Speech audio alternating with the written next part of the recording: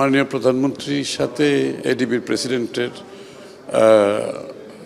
দীর্ঘ আলোচনা হয়েছে অনেকক্ষণ ধরে, এবং এডিবির সাথে বাংলাদেশের যে পার্টনারশিপ, অলরেডি আমাদের একটা পার্টনারশিপ আছে, বাট এটাকে আরও কীভাবে এগিয়ে নিয়ে যাবে এটার উপর দীর্ঘ আলোচনা হয়েছে। এবং বিশেষ করে অলরেডি 1.4 বিলিয়নের একটা এগ্রিমেন্ট গতকাল সই হয়েছে, বাজেট সাপোর্ট সহ কিছু প্রজেক্ট সহ।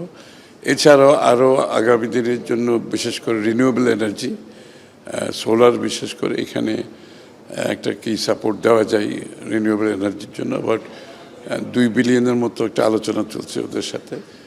তাছাড়া আমাদের বাংলাদেশের সার্বিক ভাবে যে ওভারঅল একটা প্রজেক্ট নেওয়া হয়েছে, সেটা হচ্ছে পুরো দেশের মধ্যে একবার নর্থ বেঙ্গল থেকে শুরু করে চট্টগ্রাম পর্যন্ত একটা ইন্টিগ্রেটেড ডেভেলপমেন্ট প্রজেক্ট। এখানে অনেকগুলো গ্রোথ সেন্টার থাকবে, এখানে অনেকে ইনভলভ থাকবে, এখানে মাল্টি মডেল কমিউনিকেশন সিস্টেম থাকবে, এখানে ইন্ডাস্ট্রিয়ালাইজেশন থাকবে, ডিজিটাল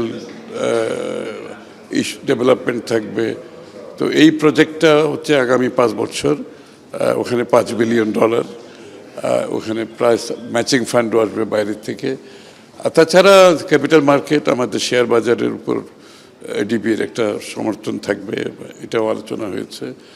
আর সার্বিকভাবে এডিবি সবসময় যেগুলো করে থাকে আমাদের বিভিন্ন প্রজেক্টের মাধ্যমে, স্বাস্থ্য, শিক্ষা, এনার্জি, তারপরে রেজিলিয়েন্স, ক্লাইমেট রেজিলিয়েন্স ফান্ড, এগুলো সার্বিকভাবে আলোচনা হয়েছে।